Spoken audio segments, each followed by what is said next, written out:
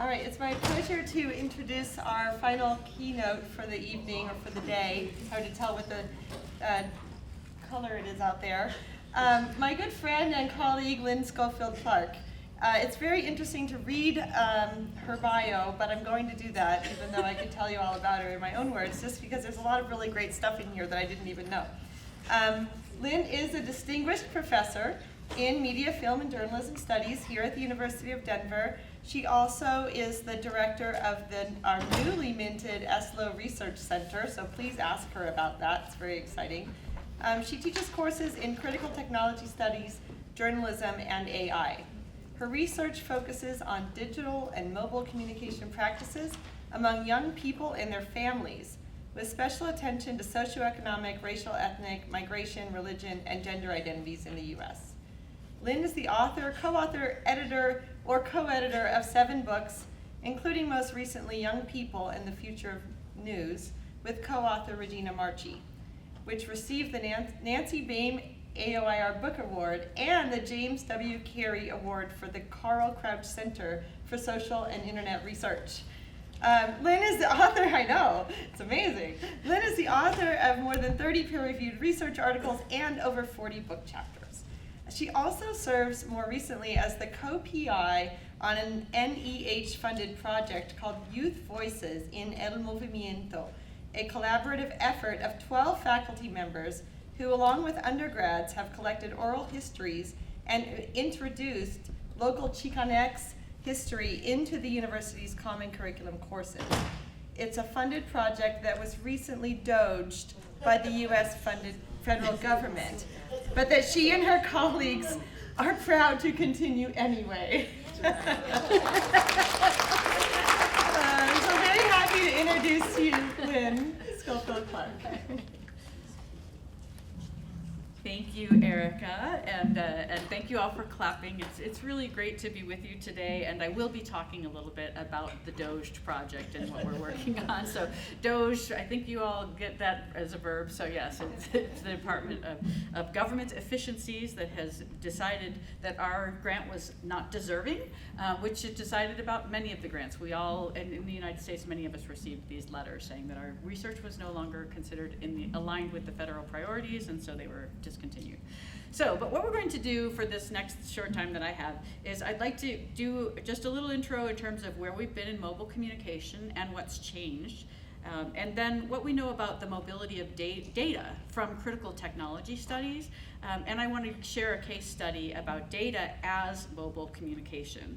And then I'm hoping that we will have some time to talk a little among yourselves about emergent problems that need some research in relation to mobile and AI. So mobile communication research, we've had the whole day talking about this, so I wanted to just bring attention to a couple of points, particularly an article by Comiskey and Humphreys that came out last year that summarized Rich Ling's approach to mobile phones as looking at mobile phones and studying them in relation to how they are social, seamless, can be approached through issues of justice, and are open. So that's one way that we have kind of looked at as a field at these areas of mobile communication. De Souza e Silva, who's also here today, has also written about the issue of how we can think about mobile communication in relation to hybrid spaces, how we are constantly connected while traveling through urban spaces. And so she has helped us to think about net locality, how everything is locatable, how mobile media is integrated into transportation networks and into urban spaces, and helped us as a field to think about having an emphasis on place, location, and publics. And this helps us to think about issues such as risk, safety, violence, theft, and privacy. There are a number of others in our field and beyond some of whom are in the room who have contributed to thinking about mobile communication in this broader scope of how we think about, and particularly some of the things I'm going to talk about in relation to its seamlessness and in relation to this aspect of how we are constantly connected through devices to data. But first, what changed? In 2025 to 2026, this is the year that AI became ChatGPT. So I'm going to talk a little bit about the history of this, because this is not the way that everyone defines artificial intelligence. There's actually a history to this. And so I wanted to bring this up because it's really interesting for us as a field to think about how this happened. So I'm not going to go into this, but this is from my undergrad class on AI. I start off by helping them to think about how we can approach technology as a tool, basically kind of technological determinism, how we can think about technologies that have histories, which we would know as the social shaping of technology and materialist approaches to technology, and the idea about people and technologies are part of a network, and this is drawing into social shaping of technology some of the ideas of actor network theory. So I like to try to start here with my undergrads to help them recognize that there are different ways that we can think about AI and technology, and that often undergrads come to us with the technology as a tool kind of framework, and that we want to also help them to think about technologies that have histories and that how they and we are part of a network. So in that spirit of thinking about history, I'd like to also argue that there are 3 precursors to AI that are important for us to think about. First of all, devices and codes used to communicate across space. Secondly, devices, codes, and programs used for the solving of mathematical problems. And thirdly, anthropomorphic approaches to devices that utilize codes and programming, mostly what we think about as robots, but also what we might think about in relation to generative AI and how we interact with things or entities like Siri or Alexa or Claude and others who are able to generate conversations with us so that they can do things that once we relied on humans to do. So I won't go into a lot of detail about this, maybe in the longer version I can at some point, but basically we can look back to a long history from our own field in terms of thinking about devices and codes that have been used to communicate across space. The telegraph from the 1800s, Morse code being a first widely used data code for transmitting messages over long distances, developed in the 1830s. And then there's the transatlantic cable from 1866 that connected New York with the London Stock Exchange that also helped us to use communication and data to cross space and time. These are some precursors to the ways that we think about AI today, because they're ways that we can talk about how codes have been used to communicate across space and distance, across space and time. So, and we'll come back to some things of these about the lighthouse, telex, other things that are going on. The second is the issue of devices, codes, programs used to solve mathematical problems. Now, this area is really more in the information technology history, where we look at kind of machines that have been created to try to solve mathematical problems. And this is often when you're talking with computer scientists, this is the history they know, where we start off by looking at how we can calculate numbers and sequentially in terms of, and do that in an increasing method. That we see the rise of computers dating back to the 1930s. Edison, that established even earlier, we have to mention the rise of the electric power plant that made it possible for these things to communicate with each other, and the reach of electricity across cities that transformed our lives and also shaped how we think about this relationship between space and time.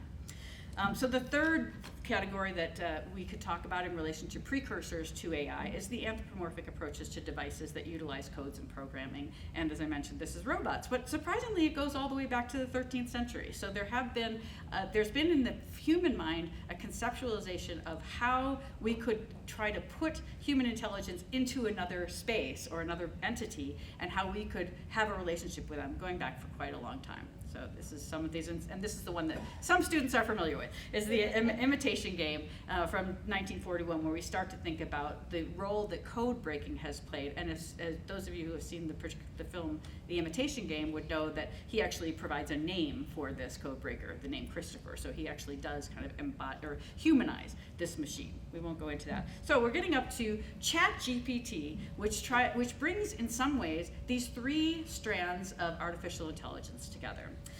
Now, there's also a really interesting field that's kind of related. Many people in media and field communication studies have been in the area of developing what's called critical data studies or critical technology studies. So I wanted to draw your attention to these books. There are a bunch of others, but these are some interesting works that have helped me to think about how do we relate data to our field of communication, both historically and then also in terms of how we think about what communication is becoming or has become, both in our own minds as scholars as well as in the wider kind of public imagination. So I'm going to talk a little bit about a case study that I think will hopefully illustrate some of the things that are coming up in ways that I hadn't really expected in relation to critical data studies, that will get into some of the issues that bring ChatGPT into conversation in ways that I had not expected. So the project Youth Voices in El Movimiento, as Erica had introduced, this is our faculty and research team that has been working on this for the last couple of years. And as she mentioned, what we've been working on is trying to introduce Chicano studies and local history into our curriculum. So, and the reason to do that is because every place has a history. And this, again, is one of those things that's really interesting about mobile research, that studies and stories of mobility are often stories of displacement. And this is something that I think comes up in a lot of the research that has been done by people in this room, looking at issues of the relationship between mobile phones and mobile technologies and place and placement, placemaking, or displacement. So I want to give you just a little history of where you are now, just to kind of give you a little bit of something to take along with you. So what you're seeing right there is a map of Denver and what used to be called the city of Aurora. This is the map from 1920, and you can see there's a river, South Platte, and there's another river, Cherry Creek. I'll just step over here for a second to show you that you're going to be about here. This is where the convention center is. And I'm going to be talking about this neighborhood right here, which is called Aurora. So, but I wanted to show you this just to kind of give you a little bit of history. And this is actually even a dated map. Obviously, it's kind of random to start in 1920. Hopefully you have learned or will learn that you are on land that was the land of the Southern Cheyenne and Southern Arapaho tribes, and also the Ute tribes. So we often recognize the tribes that were here and still are here and still have not ceded the land, that's the land that the University of Denver sits on. It's also land that was part of the Spanish colonial era that was claimed by Spain for Mexico in the 15th century. So it wasn't until 1848 that this area was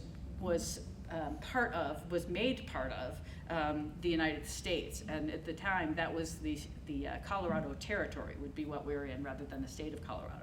So 1848 was the time that it was ceded from Mexico to the U.S., and then Colorado becomes a state in 1876. University of Denver is actually established in 1864, so we're kind of right in the middle there.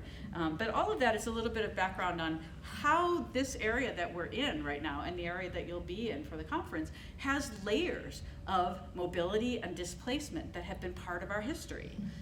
So Auraria, which was Denver's oldest neighborhood, and which you'll be very near to, was a very mixed area in terms of indigenous people and also immigrants from various communities who had converged into Denver. By the 1920s, it had become largely a Latina area. So this is a picture of Andre Trujillo in his model Ford, and then the next one, St. Cajetan's Catholic Church, which was built in the Mexican architectural style in 1926 and is still standing in the downtown Denver area. So, but what was happening in the 20th century, among other things, is here's a picture of the Beatles, who were arriving in Denver for the first North American tour in 1964. And at this time, this was of course during the baby boomer era. So there were a number of young people, and the population was really expanding at this time. And so people who were city planners felt that they needed to do something about Denver, because the anticipation was that there would be a lot of young people who were college age, and we needed to have more campuses around at the time. So they were looking for various lands and areas where an urban campus could be built in Denver. Well, then what happened was in 1965, there was a flood of the South Platte River. Maybe, Rich, you remember this, I don't know. But this is a picture, and there were what is the equivalent of $4 billion in damages in the Denver area at the time. And so this is one of the responses. There are a number of people who have written very positively about this area becoming named for higher education renovation and for urban renewal. One of the journalists in our area writes, "For years, the Denver Urban Renewal Authority had wanted to do something like this, declare Auraria a site for urban renewal, and the flood became an excuse to do that." So there were quite a few people who had lived in that area and who were then displaced by this flood and were hoping to be able to move back to the neighborhood that they had a history with and that they had felt a very strong sense of belonging to. But that did not happen. Instead, the area was kind of declared an area that would be rebuilt as a higher education area. So that's now where University of Colorado Denver sits, and where the Community College of Denver and also Metropolitan State Community College are. So you'll see those you're kind of right across one of the main streets. So so I'm just telling you this so you'll be able to see what you're seeing, what you're actually experiencing in terms of the layers of mobility that happened in Denver. And so here's another quote from an unnamed author. This is on the Denver Public Library site. A cynical person might speculate that the existence of a working class poor neighborhood, and Hispanic at that, on the very edge of a glittering new downtown was underutilizing the potential of the area. 17 sites were considered, but the study after study identified the West Side Auraria neighborhood as the most feasible site for the educational complex. So, what else was happening at that time was the rise of the Chicano movement. In the 1960s, we often think in the United States, we tell the story primarily in relation to California, and maybe some of you know about the farm workers and about Cesar Chavez, who led a labor movement. Well, things were happening in many cities around the United States, and especially in the Southwest, including in this area, because this was an area where there were these layers of different communities that had long-time struggles about migration that were taking place. So in the late 1960s, in this area, we saw the Crusade for Justice that was formed. The first Chicano Youth Liberation Conference was held here in Denver in 1968. There were also labor strikes against Coors and against the Kitayama Carnations factory due to discriminatory practices against Latino and Black workers. So this is all kind of the backdrop of things that were happening in that area. So the particular case study that we've been looking at starts from that position that mobility needs to be understood in relation to a writing over of what was there before. So this is a map of what the country looked like in the mid-1800s. So as we mentioned, the class sessions we devoted to talking and hearing from Chicano artists and activists from the 1960s and local musicians taking inspiration, and the students and faculty worked together to conduct oral histories. So we're basing our work for a large degree on Dolores Delgado Bernal's work, and she writes about pláticas, which are informal conversations that allow people to share ideas, knowledge, memories, or consejos, or advice. Plático technology is grounded in decolonial feminista thought, and participants are viewed and are part of the process of co-producing knowledge where everyday experiences are honored. And the plática itself can be a space of healing and the research process that the research process itself relies on. So the oral histories, this is where it becomes very current and in relation to some things with ChatGPT. So the oral histories are now, when we started this project 2 years ago, when Trump was not in office, the idea behind it was that we were going to be correcting for the lack of Latina voices in the storytelling of El Movimiento, and we were going to be highlighting the intersectional Latina, indigenous, and mujerista identities of people who live in this area, and we were going to be connecting the stories of those engaging in contemporary political expression through music and art with the legacies of those who had come before. So we were going to be, we're selecting people to interview based on those factors. So then we have Trump come into office, and who has placed a great deal of emphasis on immigration. And you all know there's a protest going on right now downtown. And there will be another one on Saturday. So the oral histories now started to raise different concerns for the people that we're still working with. Concerns about privacy, in particular, about what do we want to do with these oral histories that have been collected when people have given us permission to use their names to be associated with movements that now our administration could see as a target or a trigger for them to get increased attention, get them on an FBI list or a CBI, Colorado Bureau of Investigation list, or some other kind of way that they might experience discrimination, suddenly becomes at the forefront of our minds. And the secondary issue is one of story ownership. And this is an issue that comes into play in relation to ChatGPT and artificial intelligence.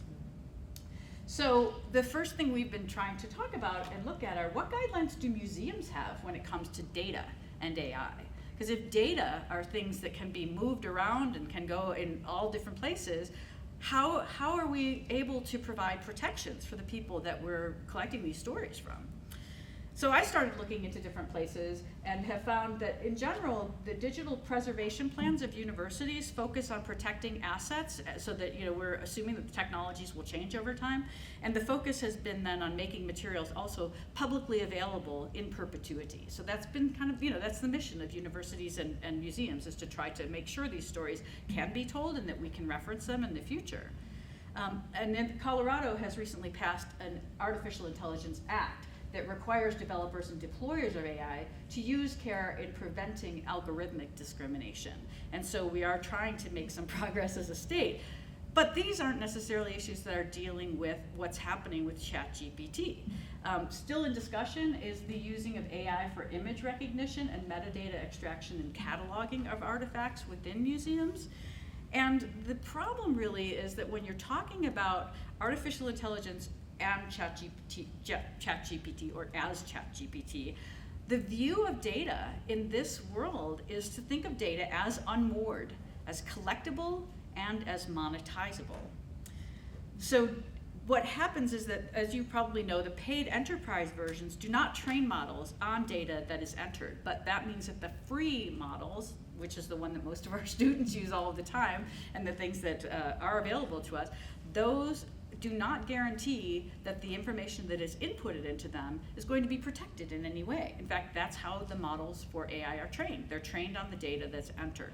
So what we were talking about in our meeting, actually just yesterday, was what are we going to do about undergraduate students who have collected an oral history and then type it into ChatGPT to give a summary, if that's what we're asking. So how do we, so we're gonna have to have guidelines about how do we protect these stories from becoming part of something that then is not only public when it may not be in a desired place of being public in terms of the people who share the stories, but it also is getting monetized by somebody else and for somebody else's benefit.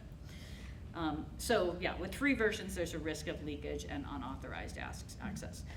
Also in the background in the United States is the fact that in this past year, since August of 2024, we now have about 13 lawsuits that are playing out in relation to OpenAI, which is the owner and the creator of ChatGPT. So the New York Times, the Authors Guild, Ziff Davis Publishers, The Intercept, Alternet, all have filed lawsuits alleging copyright violation.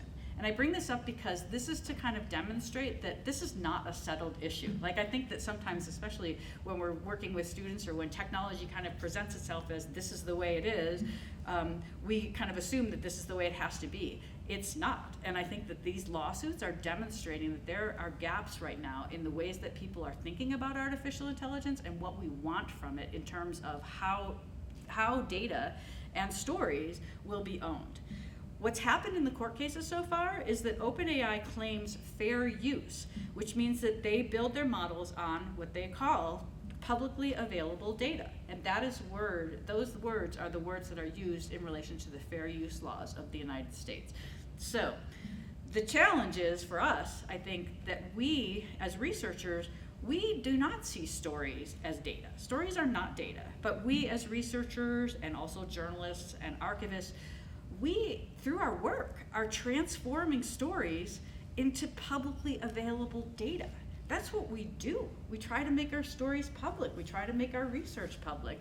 Journalists, that's what we do. So this is how much the journalism, the artists, the archivists, all of us in terms of research are seeing our work sucked into a model that we didn't create and that is somehow packaging our research, all of our knowledge, and changing it from its context, taking it away from the context that we might have created it in, and dissolving it or dispensing it as data. I think we all need to ask the questions about cui bono, to whom is this a benefit? To think about data as mobile and unmoored and something that is transferable. There are a couple of models that have been emerging to try to figure out, is there a way for us to maybe use metadata to tag what knowledge travels everywhere. And some sites, as you're seeing, are experimenting with this, and particularly with image artificial intelligence creation. But there are also, Jaron Lanier has kind of been pushing the idea of micropayments, which is the idea that everybody who contributes something into the system should get something back in terms of like mini payments. There are also conversations about taxes, that if we're all contributing to this AI system all the time, shouldn't the companies that are benefiting monetarily be asked to pay a tax on behalf of the publicly available data that they are able to utilize as part of their systems? So I just want to end with the point of that those of us who have the privilege of being story collectors, or of people who are organizing data to try to create interpretations and to create knowledge, we need to find ways to resist this datafication of everything and the unfettered extraction of the materials that travel via mobile communication as publicly available data. So I think that this raises a lot of questions for those of us if we think about data as a form of mobile communication or as something that travels through mobile communication. And I just wanted to make my talk short so that I would give you a chance to turn to each other. And this is your time to talk a little bit about how your research is connecting with AI, and how you might see your research connecting perhaps through some of the issues that I saw in my case study and some of you have already seen in the work that has been done in this field.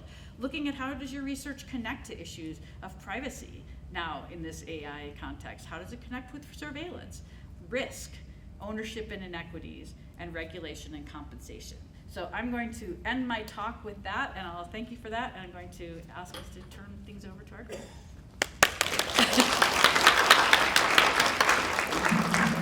Okay, let's say about 15 minutes. Yep, we just have about 15 minutes. Let's say about 15 minutes of group conversation and then 15 minutes of, Yeah, we maybe go 10 till minutes and then 5 minutes. 10. Oh, Yeah, we five- only go till 5:15, so we have 15 minutes left. Okay, sorry. 10 minutes to talk to each other, and then let's do 5 minutes where you can kind of share thoughts with Lynn and get her feedback, because I'm sure people have questions and stuff. Yeah. So about 10 minutes? 10 minutes, yes. Perfect. Please spend 10 minutes talking to each other, where you are, about what your research is and how you're seeing it connect with AI.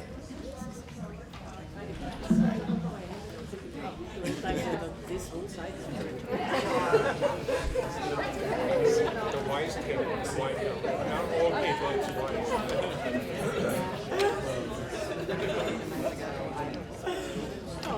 It's not exactly that, but it's related, I think, because, of course, it comes from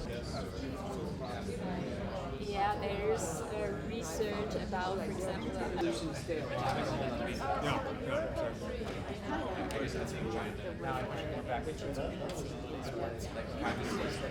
A question for Lynn, or a comment to Lynn, or just a comment to the whole room about what you've been talking about. Just raise your hand and I'll bring the mic around. We just have time for a few. Yes. Who wants to share? Let's hear Thank from you. Yeah. Of course, it's the farthest away from me. Thanks for the presentation. One thing that I was thinking about and then made my group think about by mentioning it is, one level at which AI discrimination might happen is the layer of the data itself being skewed, being trained on certain communities or who writes on the internet. So at that level, one way to make AI more inclusive would be to include more kinds of writings from more kinds of people. So yeah, I guess you see where the question is going. By sort of withholding writings about other kinds of communities, is that also not contributing to a more conclusive model? Or have you thought about that? Yes, that's a very good question, and actually it kind of relates to the conversation that we've been having in a lot of spaces in relation to with the community members, because I think when those of us at the university started this process and thought about collecting oral histories, our thought was very much along with the lines of what you were talking about, that we wanted to make sure that more stories were told and that more opportunities were available. In fact, it even grew out of a very specific issue in Denver where there was one story that was told quite a bit in relation to activism in the 60s, and the idea was, as I mentioned, to try to bring in more Latina voices and to try to recognize, for instance, the linkage between people who were talking about educational rights and reproductive rights. So there was that was very much a part of the conversation, and it still is. I mean, because I think that is still part of the issue, is how do we help people to learn about communities that may, and how can communities preserve and recognize and learn about their own stories as well over time. I wanted to point out that is put into tension with communities that also have a sense of how they want to share that knowledge and what the purpose of that sharing would be. So I think that what we're finding in many cases is that the people who want to share their stories, these are stories in many cases of trauma.